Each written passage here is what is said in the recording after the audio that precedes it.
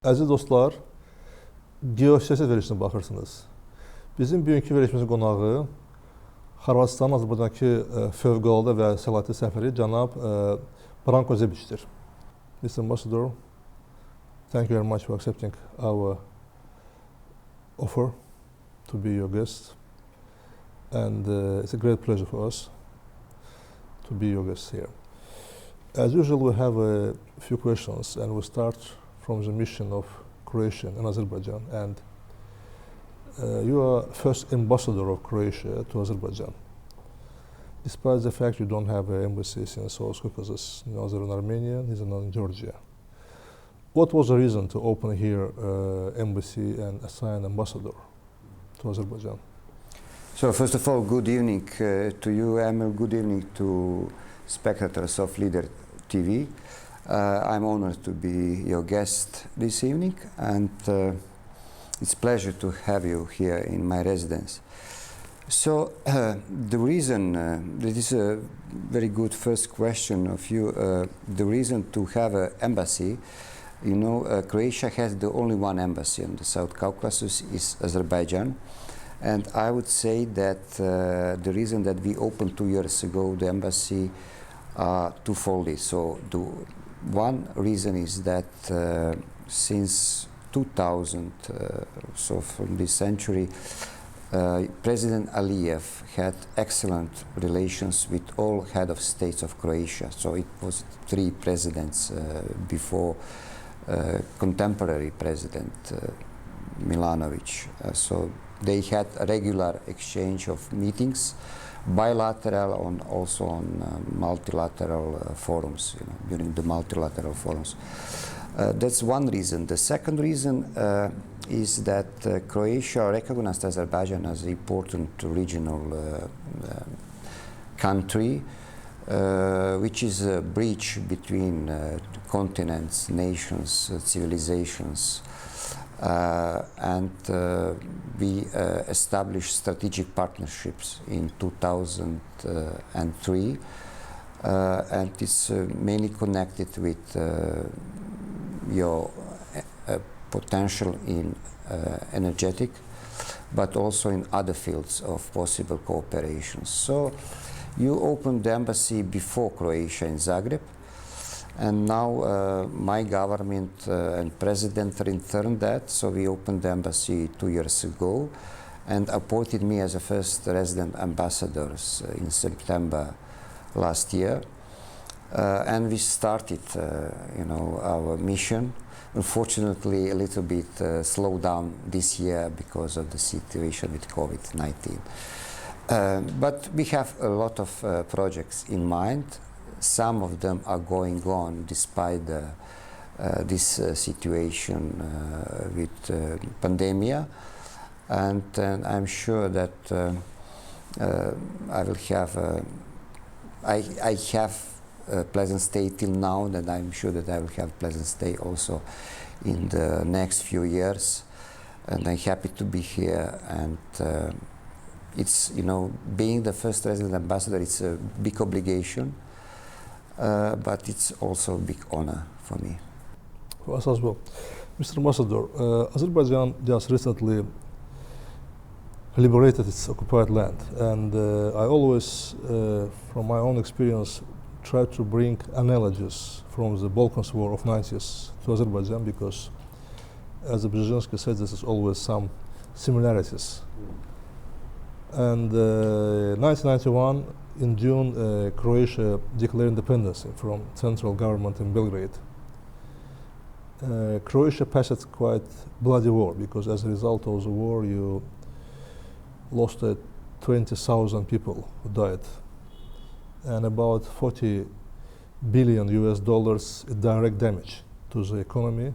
We talk about direct damage because there also was touristic issues, some other. But for a short period of time, Croatia achieved to stand on their feet, become member of EU, join the NATO, because not just a club. It is, we should meet certain obligations and certain standards to join such internationally recognized institutions. How you achieve that? So this is a very huge question, you know, comprehensive one. First of all, I would like to emphasize that there are, you are right, there are a lot of similarities between our countries. Looking historically, looking temporally, looking recent history, you know, in terms of being engaged in wars. You know, we both fight patriotic, we call it Domovinski rat, homeland war. So even these names are the same. We succeeded to liberate our territories, part of them, majority of territories, part of them we succeeded to get back during the peaceful negotiations. So the situation is similar here. Majority liberated, then you will have now for the months or maybe years in forward to resolve the rest of the issue, how to settle this and how to reconcile, you know, Armenian population and everything, you know. So it's a big process. It's sometimes even painful one, but you know, it's our destiny is to do that and to do on the best possible way. How did we succeed? You know, maybe in a nutshell, I would say that the national unity is the main answer, the most accurate answer to this complex question, you know. This is also similarity, as I said, between our two nations. We are relatively small nations on the edge of some civilization. Azerbaijan even on the bridge between continents. Yeah. But Croatia, through the history, also old nation, you know, was always on the edge of some big empires, religions, cultures, and through history fighting for the independence, for sovereignty, you know, we have some similarities I see between Croatia and so through all these centuries we learned a lot, and in 1991 we recognized, led by our first president Franjo Tuđman, we recognized the chance to finally establish modern, independent, sovereign Croatian state, and we succeeded. Unfortunately, it was with a lot of blood. We paid a lot of, you know, we paid with a lot of men's and women's and population, you know, as you said, 20,000 people we lost in this war from 1991 to 1995. But we succeeded. And after all process was finished, after the war, you know, between 1995 and 1998, we were waiting for the final solution for the Eastern Slovonia, and we were very determined, you know, that is Croatian territory and that we should keep it, you know, as a Croatian territory, and we succeeded to get UN resolutions saying it exactly, and UN mandate, so-called UNTAES, was very clear about that. Territory belongs to Croatia. That is Croatian territory, and that the process should be done in 1 year. So it was a time framework, very clear. And we succeeded. You know, the UNTAES mission of the UN was one of the most successful UN mission in the history of UN. So we are proud of that also. But after that, you know, there is a question: what you are going to witness and what we are going to do in the future is process of reconciliation, process of rebuilding, and process of new life in the independent sovereign country. Parallelly, we started to negotiate for our membership in NATO and EU, and it was a long process. We have been negotiating for the EU almost 6 years. So this was also a tough job. Yeah. But also I would say what is the catch-22 is national unity. So all parliamentarian parties had the same goal, had the same vision that that Croatia belongs to EU and NATO. Having in mind our history, our culture through centuries.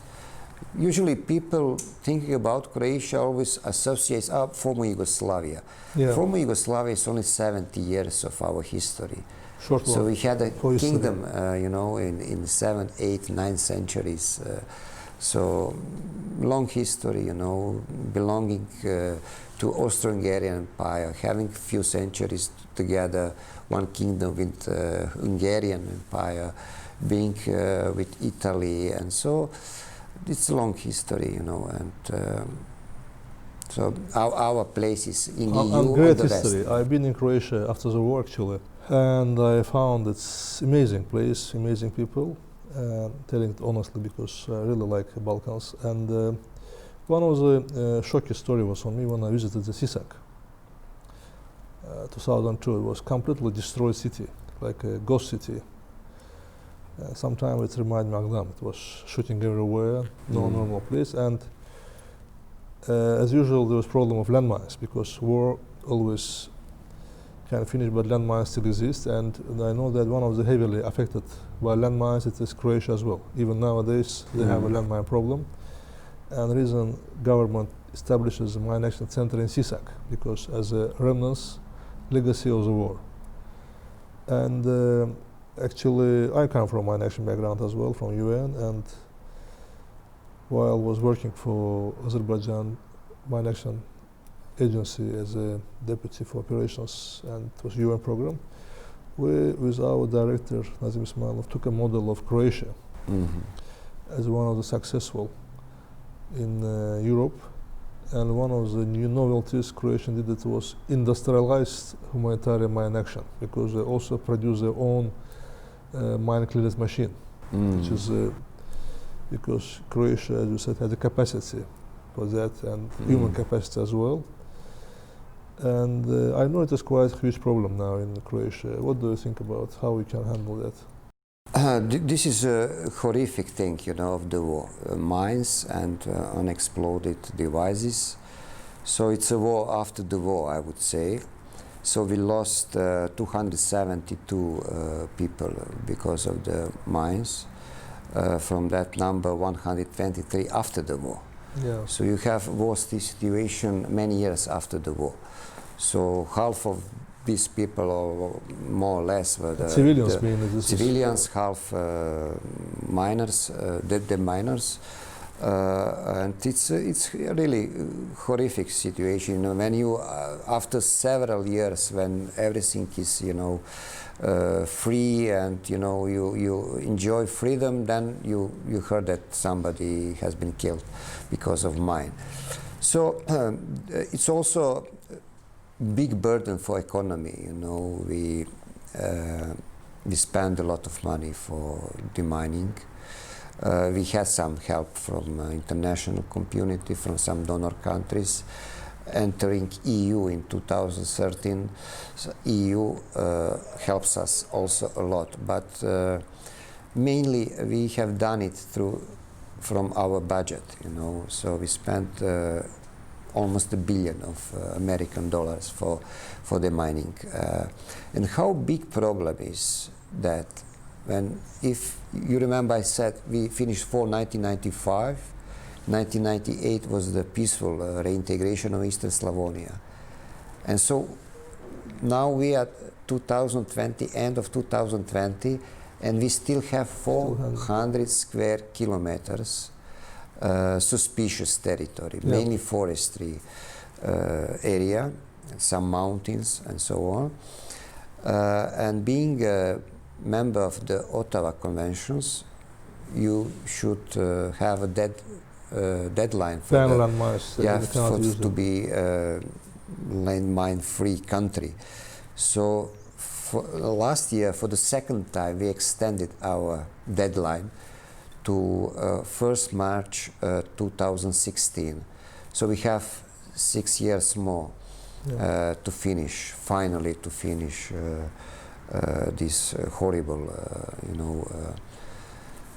part of the post-conflict, post-war period, So hopefully we will manage to do it. I think that the program is to have around 50 square kilometers per year to be cleaned.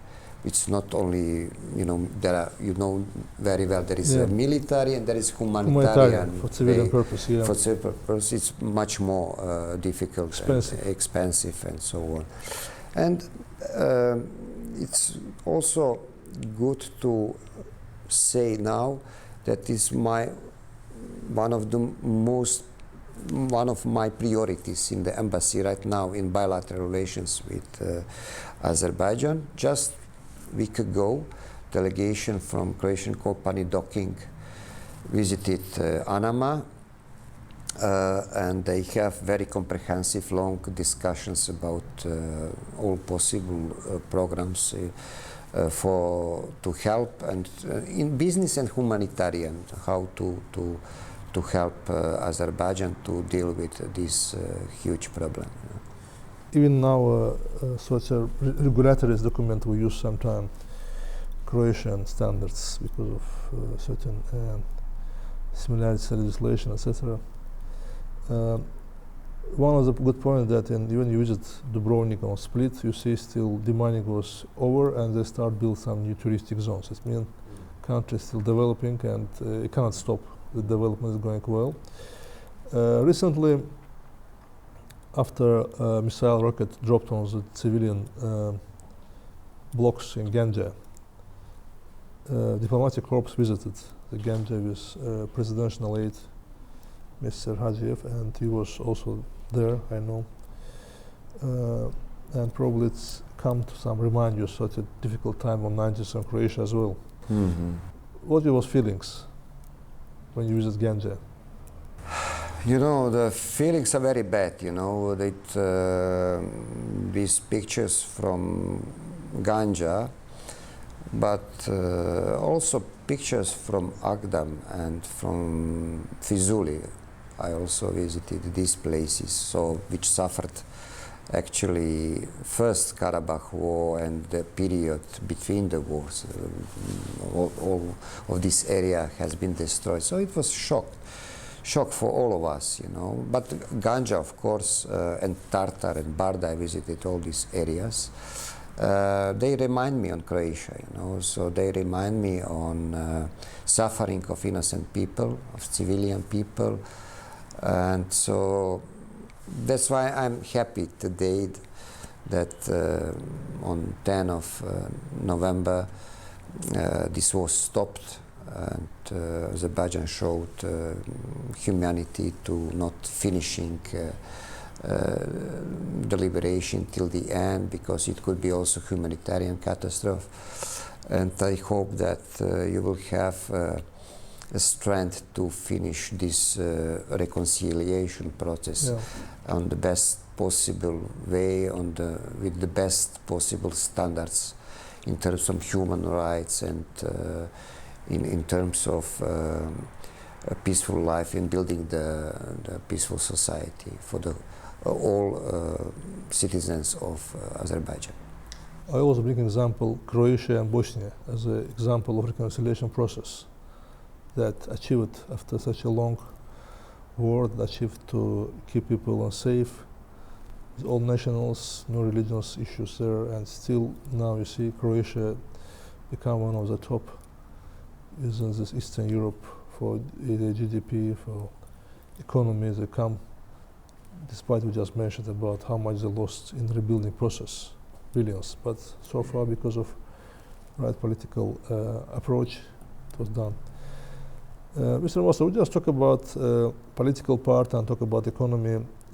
Soon Azerbaijan, one of the leading part of this process of Southern Gas Corridor. Mm-hmm. extension, what is the role of Croatia? What is the interests could be part of this process?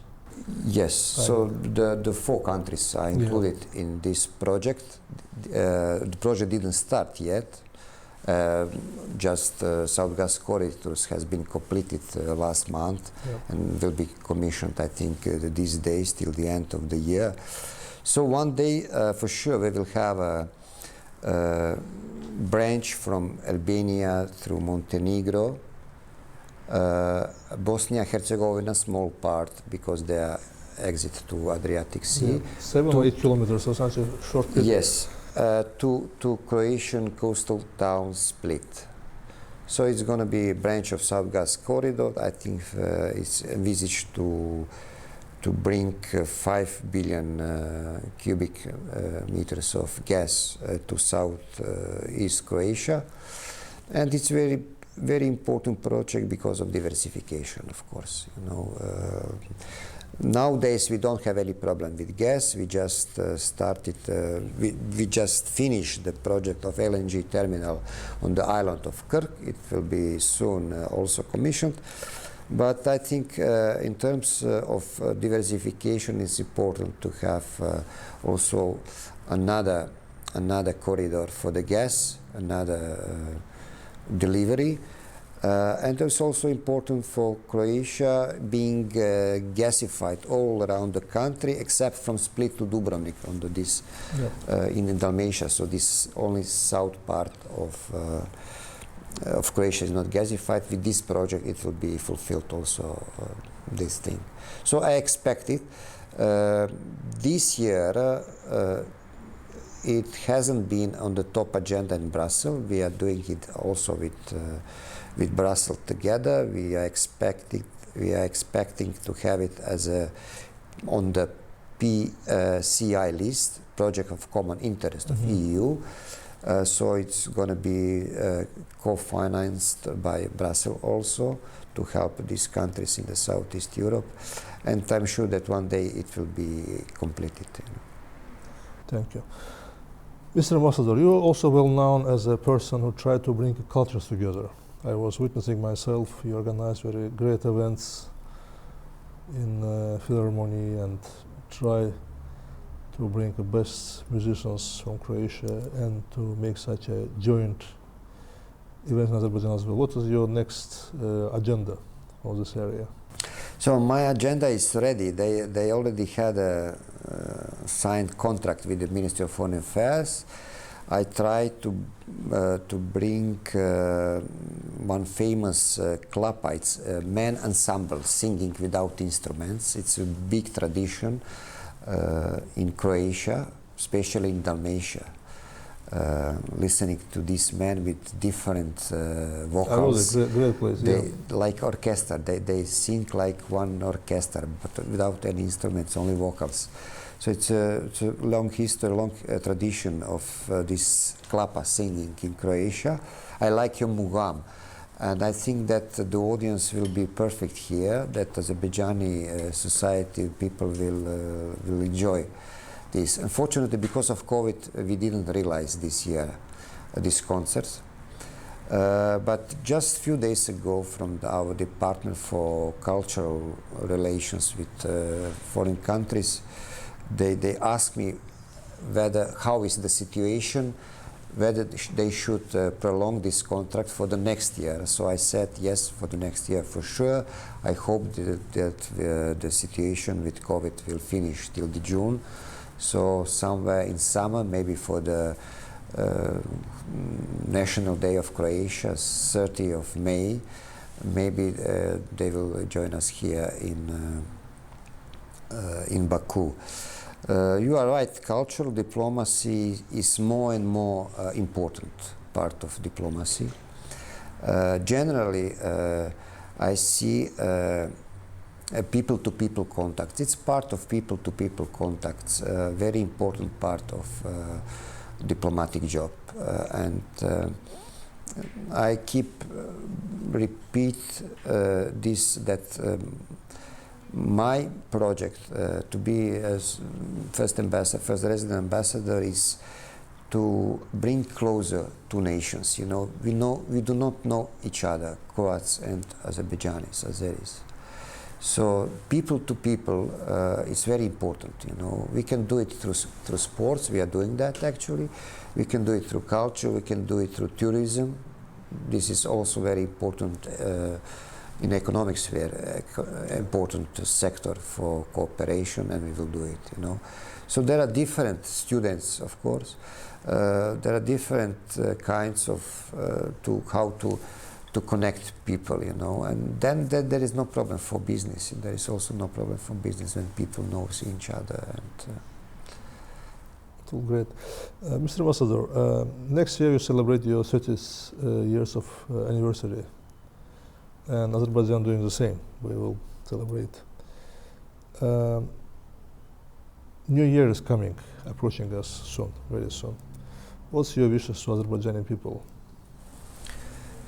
My message, or what you wish to Azerbaijani people? Okay, what I wish to Azerbaijani people, of course, I wish peace, first of all. I wish, and I strongly believe that the war is over, and then the next year, and not only next year, several other years will be years of recovery, of rebuilding, and reconciliation. You know. It's a long process. I'm talking about that with big experience from Croatia. So you cannot resolve it in few years. We still have a problem in reconciliation some, but we made a lot of progress. You know, for example, we are the country with probably one of the best standards for national minorities in the world. We have 8 permanent seats in the parliament for the national minorities. 3 of them are for the Serbs. One of Croatian citizen with background of Serbian background is vice president of the government. They are part of national minorities, a part of leading coalition. So we raised this, what is the English term, very high, you know. But, you know, looking from a big perspective, looking in the future, you know, it's worth it, you know, it's worth it to invest in something like that, and to be, you know, not selfish, but, you know, victor and after victory, you know. Mr. Ambassador, you visit, as you said, you are first resident ambassador in Azerbaijan, in Baku. In Soviet time, we have certain sister cities. And Zagreb and Baku, what you see similarities between capital of Croatia, Zagreb, and capital of Azerbaijan, Baku. What do you think? What are the similarities between our cities? It's a difficult question, you know. Quite different cities, you know. Similarities are that our nations, citizens of Zagreb and Baku, are very, let's say, international. They are hospitable, and so they are capitals, so it's normal, you know. But architecturally, from position, you know, not a lot of similarities. Both cities are beautiful, you know. Baku is much bigger. Zagreb is a little bit less than 1 million population.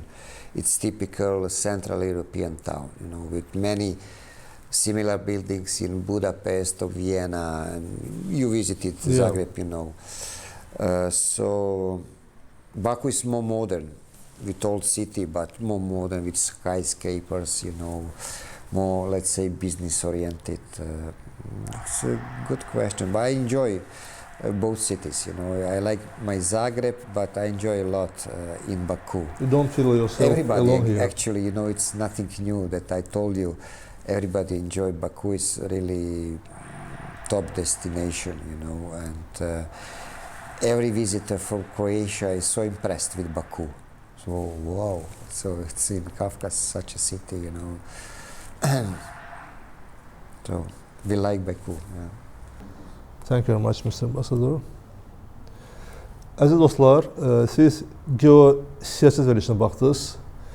Bugünkü verilişimizin qonağı Xorvatistanın Azərbaycandakı fövqəladə və səlahiyyətli səfiri cənab Branko ZEBIC idi. Gələn görüşlərə dək.